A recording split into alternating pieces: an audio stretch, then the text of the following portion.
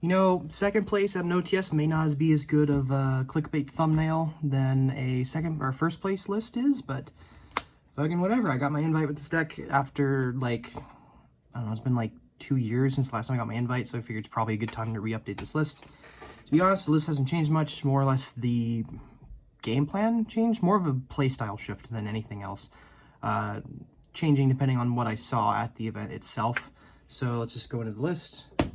Just like last time, I'm going to go over what I think is standard for engine, just so we don't have to go into that. 3 Unicorn, 3 Fenrir, 3 Rise Heart, Scareclaw, Big Bang, Planet, Terraforming, Theosis, Birth, Pot. These are the only things I think are pretty much non-negotiable. Maybe you could argue for like Ogre plus Preparation. To be honest, I wish I had room for it. If I did, I would 100% played it. Because Preparation is pretty nuts, being essentially another copy of Birth. It never came up enough to cut anything out of the tech department just to justify playing it in here. So yeah, I don't believe any of this should be changing anytime soon.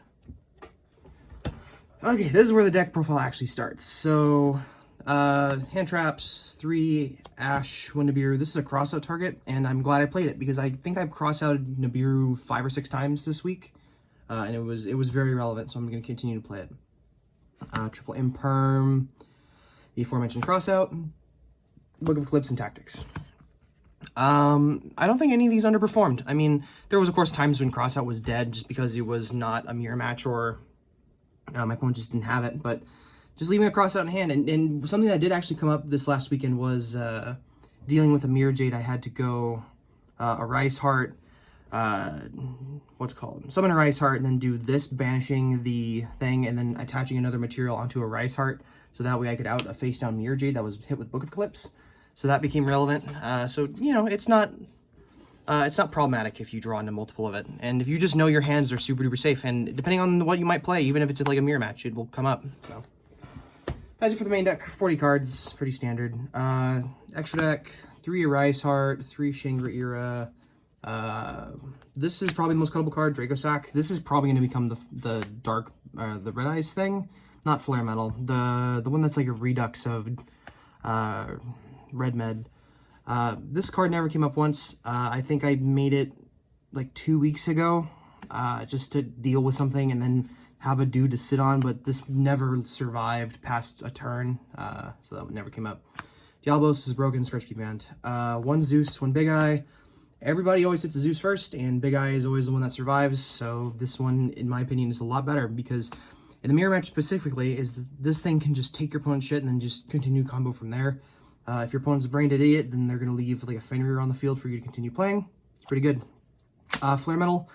My favorite game of the weekend was round 1 against Sprite Runic. My opponent went first. He did the Jin play. I opened Book of Eclipse and then even lead him.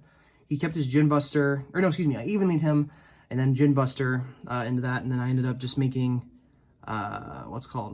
this thing and then sitting on it, and then when he activated his Flashing Fire, he couldn't target anything, or he could target this, it wouldn't be destroyed. He took 500 damage, and I swung over his Jin Buster. So that was pretty good. Rest of the extra deck, Phoenix, Donner, Goliath. Like, to be honest, this is probably cuttable, and the Phoenix is probably cuttable. The only thing I would probably tweak in this deck in the extra deck is cut the Draco Sack for a second Big Eye or a second Zeus, and maybe the Phoenix, but the Phoenix did come up a couple times to deal with Runic.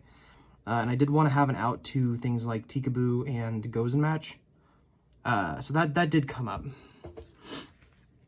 This could also be cuttable for like an Untis. I even saw people running Garura, which I kind of like. I never resolved his effect this weekend though, so this is probably also cuttable.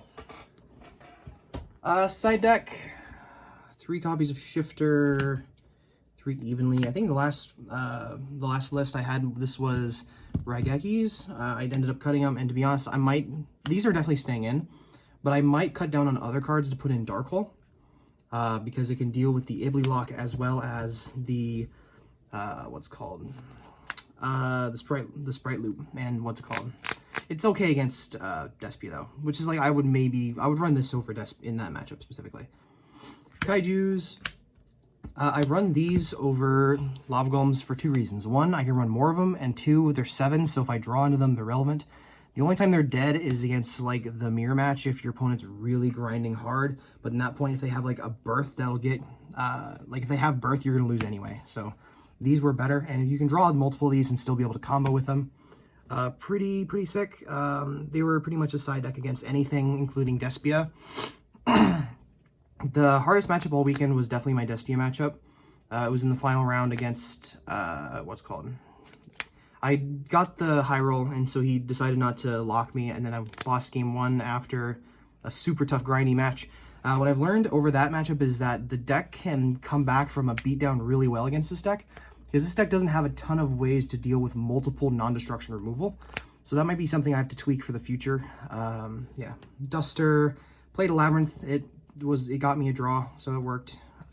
Change of Heart for the mirror match. This is probably cuttable. I never drew it all weekend, and then 3 Twin Twister. My locals has a lot of back row, and particularly has a lot of floodgates. Like you'll see, like I even saw a mirror match against the same guy twice, and he was playing, what's called, Skill Drain, which blew me out of the water game 2, and I got back on my feet game 3. And then yeah, in terms of like the way I'm playing this differently, I'm playing this deck a lot more conservatively than I used to. I used to, you know, when you're starting out playing this deck, you want to do the full like nuts lock 7 zones or whatever combo with like birth and shit. But to be honest, I found myself making a Rise Heart pass like at least one of all my games this weekend. Especially since I saw a lot of people sighting into like Nibiru and sighting into Lava Golem. I was able to punish them with that, and then this deck can actually make a comeback fairly decently if you have a decently set up board. And sometimes just Shangri-Ira summoning a dude in the standby phase just wins you the game, because getting a dude that's removal as well as an extender just is insanely good. But yeah, I got second place. Do I have the deck box around here somewhere? I don't. I think it's one of the shitty red ones that we got. I got a gray one a while ago too. But yeah, it was a good deck. I'm glad I played it. I might go back to Despia for a bit just so I can relearn the deck now that the new stuff has come out. I haven't really touched it much, so maybe you'll see more of that in the future. Don't count on it though. Other than that, have a good one.